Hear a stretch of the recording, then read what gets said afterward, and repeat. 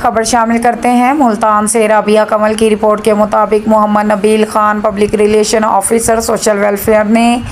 Media سے گفتگو کرتے ہوئے کہا کہ city police officer Multan D I G Sadiq Ali Dogar کی خصوصی کاوشوں، کوششوں اور بھرپور تعاون کی وجہ سے ڈی آر سی میں مقیم نشے کے عادی افراد صحت یابی اور نئی زندگی کی طرف رواں دواں۔ اگر سی پی او ملتان اسی طرح بھرپور تعاون کرتے رہے تو انشاءاللہ کچھ عرصہ تک ملتان شہر میں آپ کو نشہ کا کوئی مریض بھی نظر نہیں آئے گا، اور ایسا ملتان کی تاریخ میں پہلی بار ہو رہا ہے۔ محمد نبیل خان کا مزید کہنا تھا کہ ملتان میں D S P Rana Zaheer Babar نے بھی منشیات کے خلاف ایکشن لیتے ہوئے اپنی مدد آپ کے تحت ایک ڈی آر سی قائم کیا ہے، جہاں پر مرد اور خواتین کا